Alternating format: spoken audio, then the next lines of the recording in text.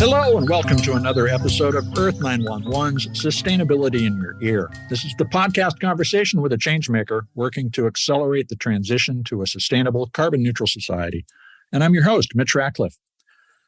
You know, a sustainable built environment is the foundation for lower energy use, but it's going to take a generation or more to put in place. Today's building industry has adopted several environmental standards that guide more sustainable construction, including the Leadership in Energy and Environmental Design, or LEED certification, which is a program of the U.S. Green Building Council, the energy efficiency standards from the Passive House Institute, and evolving standards for construction processes, air conditioning, and much more. We're joined today by Dr. Ganesan Visvabharathy, who is the founder of Hawthorne Development Corporation. Hawthorne recently completed 2 net zero projects, the Eco Terra building, which is a 348-unit luxury mixed-use apartment complex in Chicago, and MERU, a net zero carbon and net zero energy certified elder care facility in Virginia. We wanted to share a look at the direction that commercial and residential building is going and the challenges of making sustainability progress. Hawthorne has been using green construction ideas since it was founded in 1984. The company has worked to ensure that buyers are able to maintain their homes easily to keep energy efficiency level high, and uses building practices that help prevent erosion and reduces cost by, for example, using bioswales, rain gardens, and native plants instead of concrete stormwater runoff paths at building locations. You can learn more about Hawthorne Development Corporation at hawthorneworld.com. Hawthorne World is all one word, hawthorneworld.com. So let's get into the details of green construction. Welcome to the show, Dr. Vish. How are you doing today? I'm doing great. Well, thank you for joining us. Surely. We have great weather here in Chicago, so it's great. Well, it's better to have great weather than bad weather, that's for sure. I wanted to start off and talk about both the projects, Ecoterra and MERU, that you have been working on. Ecoterra is a large multifamily facility. What are the green features that make a multifamily facility sustainable? There are a number of features. That Ecoterra project has got not just a passive house, but also it is national green building standards, green gold, and also net zero. So there are so many green features. For instance, the use of solar energy is part of it. And then when you talk about passive house, you're talking about the continuous insulation, providing a very tight building. And obviously our insulation on the roof as well as the walls are much higher than code. It is also, it uses HRV, heat recovery ventilation, which means you get a continuous supply of fresh air. So there is no stale air ever in the units, which is very important in today's COVID-laden environment, because we continuously supply fresh air. The stale air never stays in the units. So it has so many of these features that makes it kind of unique. Now, we understand that the buildings will use between 40 and 60% less energy overall. Will all of the energy be provided by the solar, or is it a combination of solar and grid-connected power? Well, we have to have grid connection for sure, because solar cannot provide continuous power. So even if you have lithium-ion batteries, you cannot supply the building 24/7. So it is grid connected, but we are able to provide a remote solar field and produce the energy and have like a virtual net metering agreement with the property. So in other words, we can produce solar at a remote site and we just export it to the grid, but we can get credit for that, and by signing a remote purchase agreement with the building. So essentially the building becomes a dynamic part of the grid, exchanging power when it overproduces and pulling power when it needs it. Absolutely correct. Yes. Now with MERU, which is the elder care facility in Virginia, you achieved net zero carbon and net zero energy status, does that mean literally the buildings were constructed without any carbon footprint? Well, let's define the carbon footprint. If you're talking about does the building itself produce any carbon emission?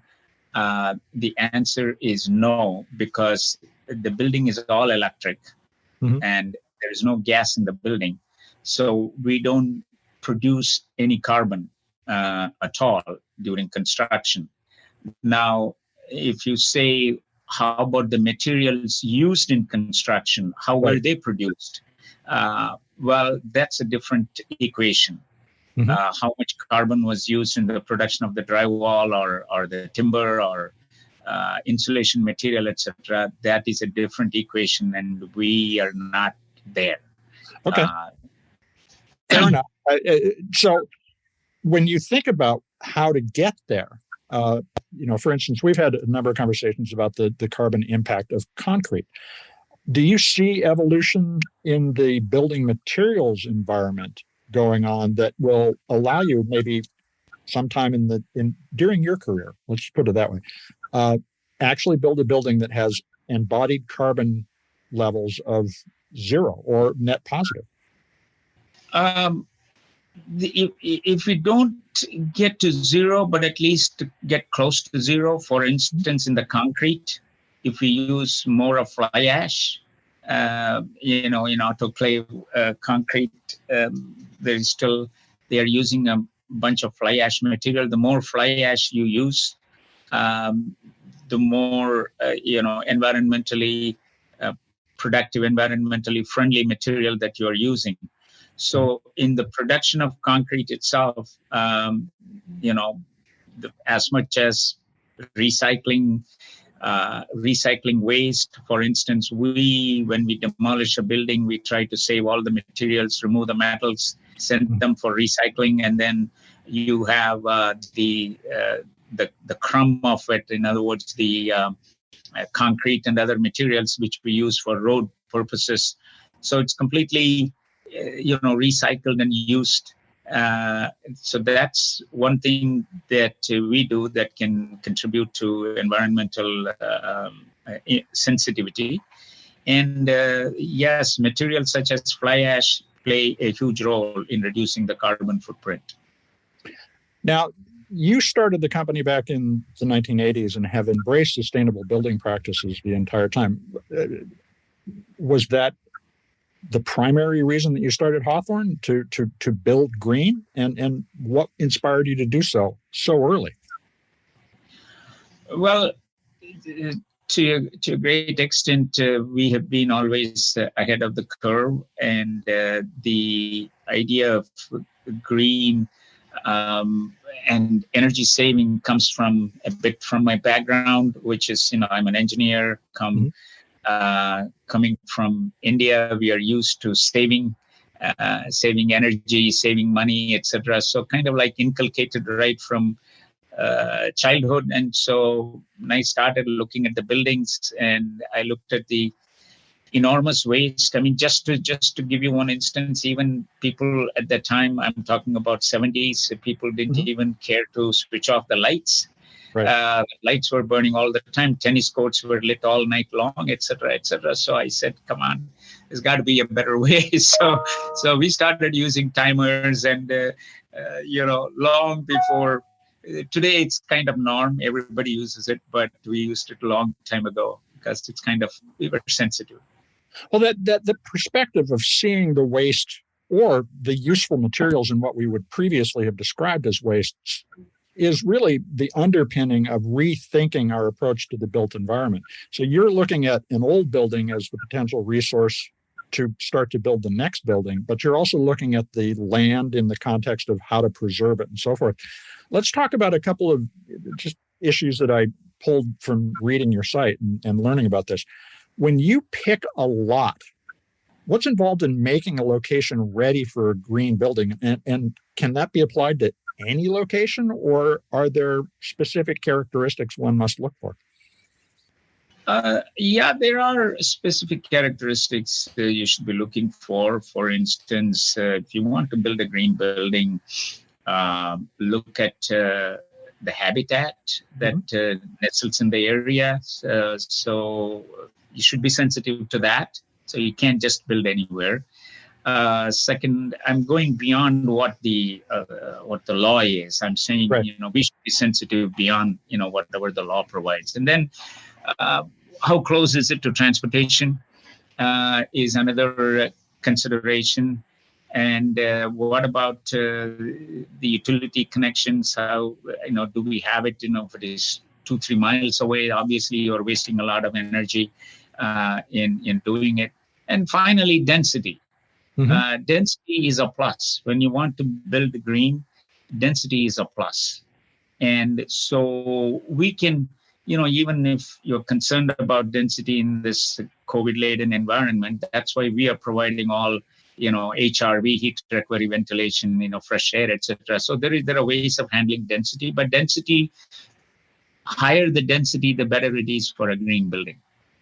Now, a few minutes ago, you mentioned that your insulation strategy at Ecoterra was far better than code. Do we need to rethink our building codes to force more of this kind of thoughtful activity, or is this something that building companies are going to adopt simply to meet consumer demand?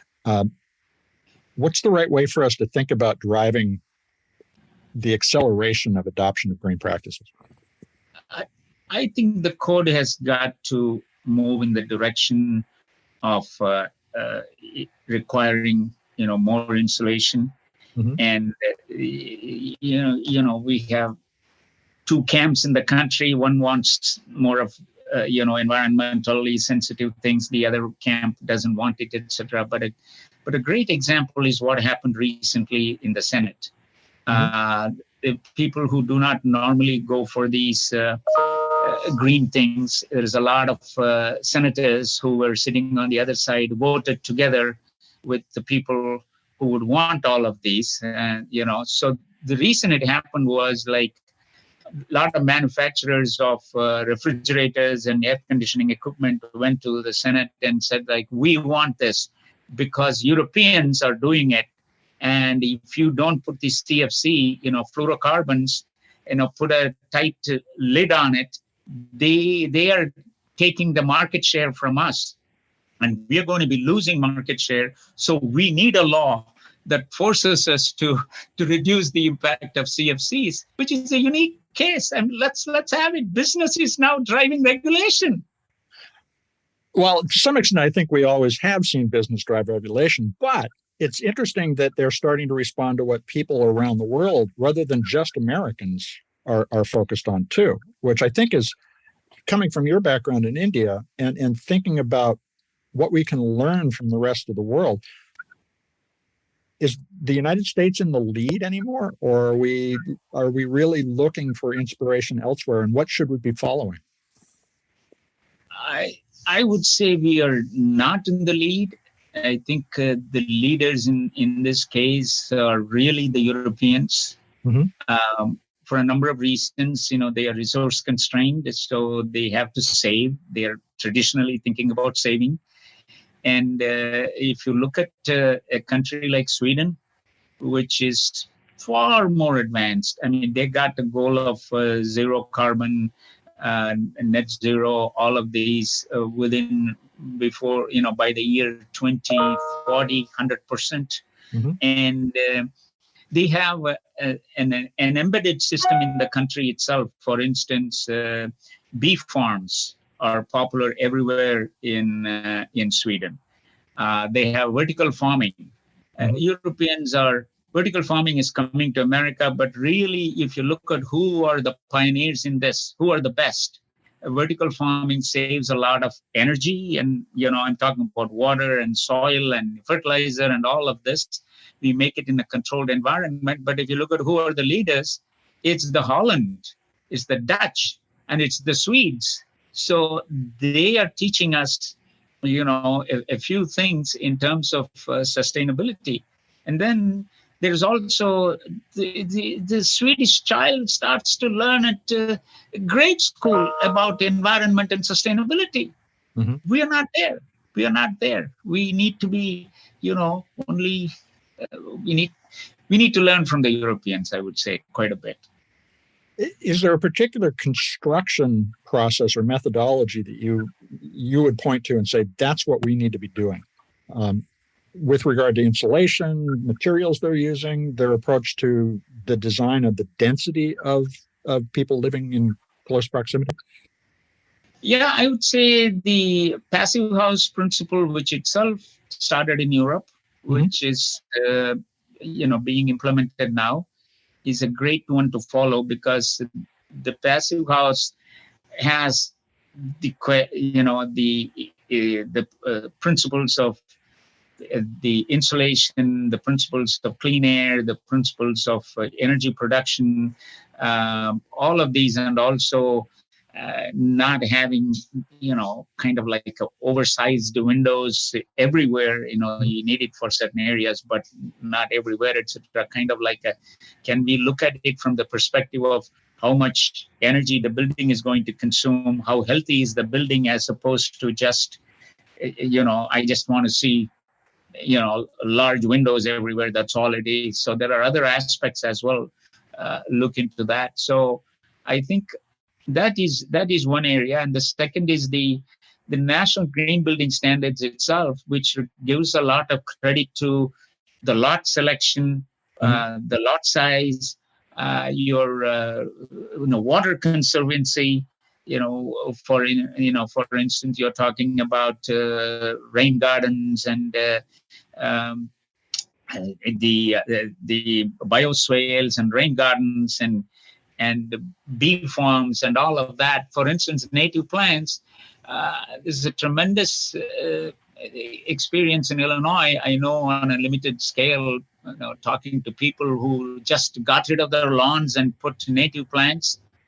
Can you believe that the birds come, the songbirds and the nightingales, and then the all of a sudden bees are coming, and you talk to people who got rid of their green lawn and put native plants. They say it is a fantastic experience. I mean, you may say it doesn't look great, but listen, that's what native is all about. You want the birds, you want the bees, and you can do it.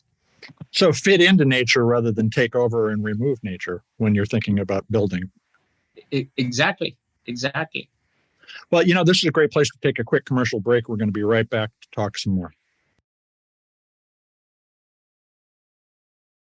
We're back to talk with Dr. Ganesan Visvabharathy. He's the founder of Hawthorne Development Corporation, a Burr Ridge, Illinois-based green building developer. Dr. Vish, thanks for continuing the conversation. One of the things you call out on your site as a key strength is the American idea of self-reliance. And I wanted to dig into why you feel that in particular, which sometimes can be, it's a double-edged sword, a strength with regard to sustainability. Yes. When we rely on ourselves, internal manufacturing methods and internal production of energy, as opposed to importing oil from Middle East or anywhere else, or we are making the chips. If we make the chips locally, we can control the process in terms of energy consumption, etc. But if you import the chips from China, you don't know what they do, and you don't know how much embedded carbon has gone inside or in the production of it, etc. So the American idea of self-reliance, listen, we got everything. We really, I'm not saying I'm anti-trade, but the point is that as much as possible, if we do our own, and there is a lot of value to it, because we are not susceptible to political situations elsewhere. Secondly, we can control the process, so we know how much energy is being used, and we can produce things in a sustainable manner. So you're not really talking to the kind of the idea of the isolated pioneer living entirely on their own. You're talking about a community living together and creating a sustainable economy rather than, I'm all in it for me and everybody else can take care of themselves. You're absolutely correct. You're absolutely correct. It's community that has, that can follow this concept. And well, so when you're working on the MERU project, for instance, which is an elder care community, how do you design for community? I spent many years reading Christopher Alexander's work on a timeless way of building in a pattern language, for instance. And always am curious to know how people think about the design of a shareable and enjoyable space. You mean to bring the community aspect? Yeah. How do you build a community? I mean, people move into it and then begin to live there, but how do you design it in such a way that they coalesce as a community? The one of the key features is that you have to provide a very generous amount of common space. Okay. So the meeting space has to be plentiful. For instance, our project in Virginia, first of all, it looks like a resort. You have 14 acres of land. And so outdoor space is plentiful. And indoor, there are so many meeting areas, and the activities director has got to make sure that you are completely packed with activities all day long. So 9 o'clock is a painting, art exhibition from 9 to 10. 10 to 11 is how to fix a carburetor in your car. 11 to 12 is poetry reading, etc. So, well, thinking about the design, though, is it important, for instance, for people to be able to see one another's homes, or is it a sense of being isolated so that you can exit and go into the community also important? That is a good question. If you look at the old Chicago buildings, many of them have like a courtyard in the center, and you can look around and you can look down, and et cetera, et cetera.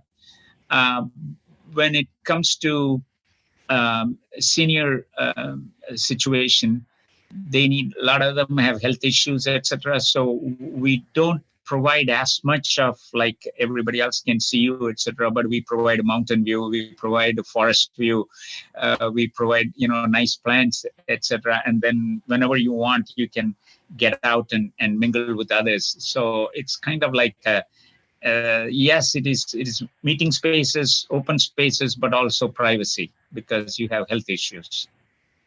So if you were giving advice to somebody who was looking for a home, whether that was multifamily or a standalone residence, what factors would you suggest they pay the most attention to ensure that they get the most sustainable place to live? I think one of the prime questions to ask is really, how was this building built? Mm-hmm. So what was the insulation materials used? What is going to be my energy charges, projected energy charges? And do you have green building certification? Mm-hmm. If you remember in the US just a few years ago, people were willing to pay more for solar power. In other words, consumers were saying that that's okay, it's green power, so I'll pay more. Mm-hmm. So that is the kind of thing that is even happening. There is a segment out there that's saying, I'll pay more for a green building. And that, I would say, has got to change and say if more people are building green, well, you don't have to pay extra for green, because it doesn't cost more to build green. It's just a different method of building. If there is any cost difference, it's a very small difference of 2%. And if you know what you're doing, it disappears, because your operating costs are much lower, so you recover that money. So I would ask all these questions. So like a compact fluorescent light or an LED light costs more up front, but saves you much more over the course of the life of the bulb. You should think that way about a house too. Absolutely. Absolutely. And you said about a 2% premium at most, but it sounds to me like we're reaching parity in terms of green construction costs with traditional construction costs. We are absolutely getting there because 5 years ago, solar power was like it was cost per watt used to be something like, whereas grid power was, I'm talking about Illinois, for instance, grid power was like 7-8 cents. Solar power was 20 cents. Right. But today there is grid parity. In 5 years, we have come a long way. So likewise, the building trade is also moving in that direction. We are getting to be green parity. Do you see a need for continued subsidies of certain types of materials or practices, for instance, in order to encourage more adoption of those at this time? Do you have thoughts about what we should be making public policy to drive society toward? Yes, there are areas where public policy should be more friendly and receptive. Just one area I can think of is geothermal. Geothermal systems, geothermal heat, for instance. Unfortunately, the tax credit is still 10% for commercial installations. Homeowners may get 30%, but commercial, when you build large-scale projects, it is not incentivized enough. It's an absolutely green technology. You save so much energy, you making use of the Earth's heat content. And so that is one thing I would suggest that public policy has to look at the incentives for green technologies, and where it is missing has got to be plug the holes. One is geothermal. The second is hydrogen is coming to be the talk of the town, more and more. So to a great extent, the production of hydrogen needs to be incentivized. We are these days looking at systems whereby you can have solar, you have the battery, and then the solar power is used to split the water via electrolysis into hydrogen and oxygen, and then you store the hydrogen in the ground so that at the time of wintertime you can release the heat to the building. So things like this need to be incentivized, because clean hydrogen is a great thing coming. I would love to see that. I hope we get there. Let me ask you about the LEED standard. It's 32 years old, and it requires at least a 35% reduction in CO2 emissions for a project to qualify. Is it time for us to raise those standards? Should we be being more aggressive? Yes, it is. Yes, it is time, because the LEED standard is several years old, as you know, decades old, and technology has advanced a lot more today. We have a lot more choices in green materials we can use, and they definitely, in terms of the standards for not just energy consumption of buildings, not only their carbon impact, not only the energy consumption, but also indoor air quality. It has got to be part of future certifications. It is not sufficient if you talk about building and its performance in terms of energy and the materials used. We have to talk in terms of indoor air quality, because COVID is gone today, but don't think it's gone forever. It can reappear next year. So if we don't have a system whereby we absolutely assure the people clean air constantly, we will be in trouble again. Well, and because climate change exacerbates a lot of diseases that are passed through the air, that's certainly something we need to do to prepare to adapt to it as it gets warmer. But let me go back to LEED for a second. So it currently says 35% reduction in CO2 emissions. Where should we get that to? Should it be 50, 60, 70% in order to qualify as a truly green building? I think it should slowly inch up over a period of, say, 20 years. Every year a couple of 3%, something like that. So we reach a point of at least 75 to 80% less carbon. And it can happen. It cannot happen overnight. But if you give time, we have a goal by 2042.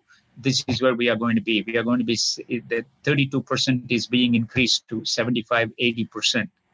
And just like California has put a rule that no more gasoline powered cars. That's it.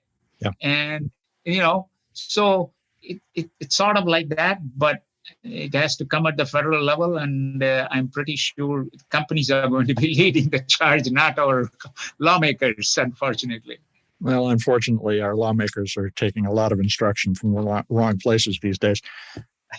Many of our listeners may not be thinking about buying a home, but thinking about what they could do to make their home more sustainable. What would you suggest the 2 or 3 most impactful changes somebody could make to their house or their apartment building in order to make it more sustainable? One of the simplest things you can do, a couple of simple things you can do. One of them is really solarize your home. Fortunately, every state has incentives. So solar is really an economical way to produce power at your home. So you can definitely consider that as one of the low-cost ways to make your place green. And there are other things like, if you give up your fascination for the lawn, the green lawn, I tell you, you can simply just try and use native plants, and that itself, you will see a huge change in your environment. When you see the birds and the bees, congregate at your place, you will see the difference. The third thing, less water is required too, right? Yeah. I mean, less water. Absolutely, because native plants are very sturdy, and they, in the event of a flood, the roots are so deep that there is no landslide. We see this constantly, areas underwater, etc. I mean, what happened in Mississippi recently, etc., because you have completely destroyed the natural habitat, natural plants, and then imported all this, lawn of various kinds, seeds of various kinds. And you can do simple things like apart from native plants, you do a little rain garden, you do composting. These are less costly things that the homeowners can do and yet be a great contributor to the environment. And what about changing or making an investment in insulation? It sounds like, based on what you said earlier, that would be a very big change. Yes, particularly roof cavity insulation, which is easy. You can go to the attic and add, and if the walls are all set, and you may not want to add anything, disturb the walls. But certainly roof cavity insulation you can do, and also the energy reducing faucets, Energy Star rated appliances, because everybody changes the appliances every at least maybe 15 years or something. And so now why don't you go for Energy Star rated appliances? And people would like to remodel their bathrooms and kitchens maybe every 10 years or 15 years. So we can do some, flow reducing faucets. These are simple things which are not costly. LED lights is another one, because you save phenomenal amount of energy saving and very long life. I mean, you put it up, and maybe until the next 25 years, you don't have to change the light bulb. It's a big change, and not to make fun of a former president who mocked the idea, a huge way to save money.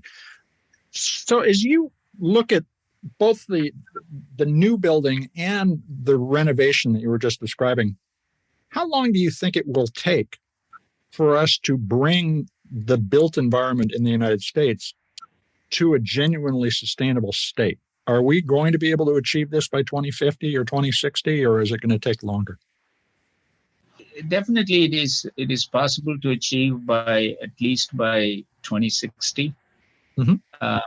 But we have to set interim goals. I mean, you cannot say I'm going to be a marathon runner and then don't practice for 5 miles and 10 miles and 15 miles. You can't run the marathon overnight. So we have to set interim goals, in terms of carbon contribution of buildings, Mm-hmm. LEED standards, national green building standards. Everything must inch up. And this has to be from the federal side. There are progressive states like California, but not every state is California. There are more states that have regressive policies than progressive policies. So we need help from the federal government. And maybe in order to induce them, it's not just the businesses, but a lot of local grassroots level action. If we start with the counties, if we start with the local, little towns, we can make it happen. So would you suggest that our listeners, if they want to make an impact, go to their local zoning commission meetings and start to talk with the commissioners? Absolutely. That is how massive change is going to happen. Because you can't rely on the federal government, because politics changes, every few years. So you don't know. We take 2 steps forward and 3 steps backward. So we can't rely on it. But if you go to the local zoning meetings and insist that this has got to be there, and you want more density, you do this. Right. And you can incentivize the developers like that, and the people should raise their voice at these meetings. They can shape their communities. Yeah. And elect those for the local councils, local county board trustees, etc. Elect those who are with you, who vote for these environmental issues. Well, Dr. Vish, I want to thank you for taking time to talk with us today. It's been fascinating. Thank you so much. Enjoyed meeting you and talking with you. How can people keep up on what Hawthorne Development is doing? They can visit our website. It's called www.hawthorneworld.com, Hawthorne with an E, and then WORLD.com. We also have a solar website, solarmicronics.co, SOLARMICRONICS.co. Well, great. We'll include links to both of those in the site, in the article that goes with this podcast. That'll be great. We've been speaking with Dr. Vish. That's Ganesan Visvabharathy. He is the founder of Hawthorne Development Corporation, and you can learn more about them at hawthorneworld.com, all one word, hawthorneworld.com, or at SolarMicronics, also one word, solarmicronics.co. Well, once again, we've heard that ordinary citizens can take action to make significant changes in their community's environmental impact, from changing your incandescent light bulbs to LED bulbs, to upgrading energy-efficient appliances, adding solar panels and insulation to an existing home. There are many paths to reduce your impact by 50% or more. These small changes add up. And in fact, there was a recent Nature Sustainability article about the reality of our opportunity. They looked at more than 112 different paths to sustainability, and more than half resulted in the kinds of reductions that we need to end climate change. So let's get busy. And as Dr. Vish said at the end, getting involved in your city's politics to recast zoning laws and local regulations to support environmentally responsible building and transportation practices can make an even greater impact. That's a legacy we can leave for our children and grandchildren. I hope you'll take a minute to share this show or dig into our archives of hundreds of interviews. We capture these ideas, but you, my friends, are the amplifiers that spread them to others. Tell your friends, family, and neighbors they can find sustainability in your ear on Apple Podcasts, Spotify, iHeartRadio, Audible, or any of the other fine purveyors of podcast goodness that you prefer. I'm Mitch Ratcliffe. We'll be back with another innovator interview soon. In the meantime, folks, take care of yourself, take care of one another, and let's all take care of this beautiful planet of ours. Have a green day.